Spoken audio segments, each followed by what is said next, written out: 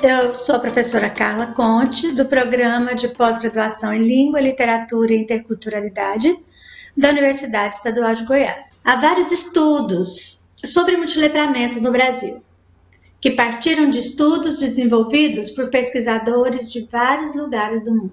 No entanto, uma das características mais importantes dos multiletramentos, na minha opinião, é a preocupação com a diversidade ou a multiplicidade relacionada à linguagem ou à cultura, ou a ambas. Isso quer dizer que, quando discutimos multiletramentos no Brasil, levamos em conta características e especificidades dessa comunidade em suas diferentes localidades. Quando usamos o termo multiletramentos, nos referimos à necessidade social que temos de nos comunicarmos em diferentes contextos, dadas as diferenças culturais, sociais, econômicas, linguísticas, que compõem o repertório de comunicação. Então, por exemplo, desde 1990, temos uma forma de comunicação que é pelo meio digital.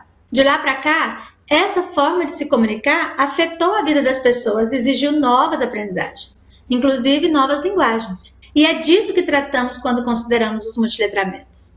Aprender a usar, criar, compartilhar uma linguagem que emergiu daquele meio, no caso do nosso exemplo do meio digital, e se torna necessária para a inclusão das pessoas em diferentes contextos. Um exemplo comum, mas que ajuda a compreender isso, é a necessidade que nós temos e tivemos de aprender a lidar com o banco por meio de uma máquina.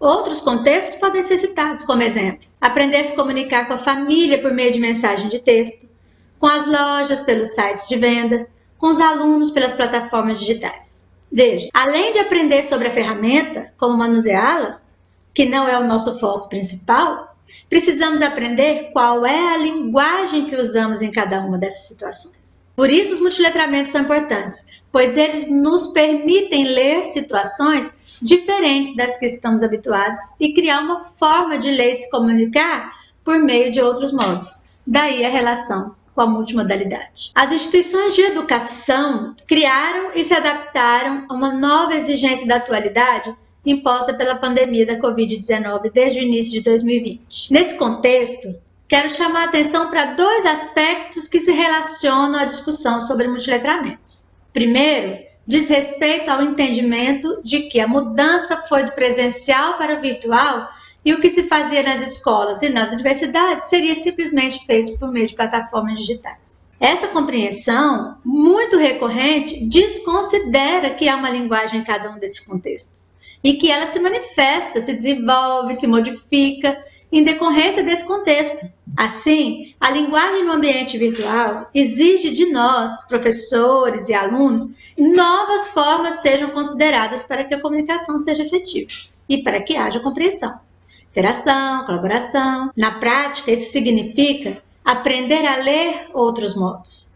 Imagens, vídeos, áudios na forma de blogs, podcasts, memes, por exemplo, que exigem habilidades que poderiam não ser consideradas em contextos onde as modalidades ficavam restritas à escrita. Antes, o professor poderia ou não escolher um vídeo para sua aula.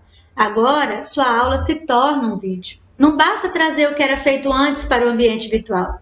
Precisamos criar uma forma de nos comunicarmos, de ensinar, de aprender diferentes das que estávamos habituados. Isso se efetiva se consideradas as questões culturais, o segundo aspecto que eu gostaria de discutir. Os aspectos culturais dizem respeito às condições de cada comunidade, como elas lidam com essa situação de alterar a forma de linguagem de uma hora para outra, como vivemos no início desse ano. Ao considerar que todos, a partir daí, acompanham as aulas, compreendem e aprendem, parece-nos inclusivo, mas é excludente, pois desconsidera as diferenças entre as comunidades, diferenças sociais, econômicas, geográficas, culturais e linguísticas. Quero dizer que se a comunidade não foi ao longo dos últimos anos baseada em interações por meio digital, ela precisaria aprender isso antes. Interação no meio digital não é saber usar um aplicativo de mensagem instantânea ou acessar a plataforma da escola, mas ter domínio de como e qual linguagem é apropriada para cada um e sentir-se parte disso.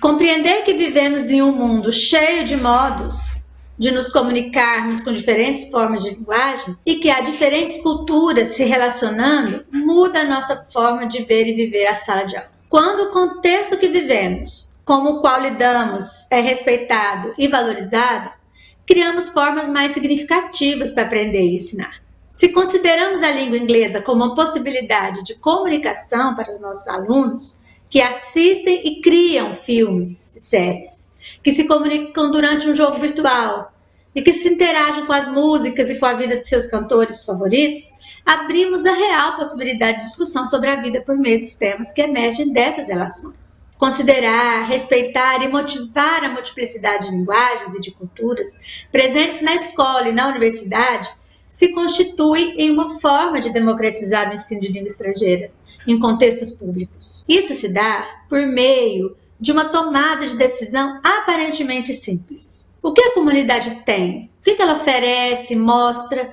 E o que ela precisa? O que ela deseja? O que ela gosta? A partir do olhar de quem está lá. A resposta pode ser encontrada na expressão linguística e cultural da comunidade. O que e como ela escreve? Que arte que ela valoriza? Que texto a representa? Como conta sua história? Como ela se relaciona? Para saber isso, basta olhar o que os alunos produzem às margens do que a escola pede e trazer tais produções para o meio da roda. O meio digital é o meio mesmo. O significado está naquilo que eles são e mostram, mesmo que virtualmente. Faço aqui um agradecimento aos meus colegas pesquisadores do GEFOP, que é o grupo de pesquisa sobre formação de professores de línguas da Universidade Estadual de Goiás. Faço também uma menção aos grupos de pesquisa aos quais eu me vinculo, que é a Rede Cerrado de Formação de Professores de Línguas, ao Projeto Nacional sobre Multiletramentos da USP, sob a coordenação da professora Valquíria Montemor, e o Grupo TEIA da Universidade Estadual de Londrina, sobre a supervisão da professora Juliana Tonelli. Meus agradecimentos pela oportunidade e parabenizo a equipe toda da Priepar por esse projeto, por essa forma de tornar os conhecimentos mais socializados. Muito obrigada.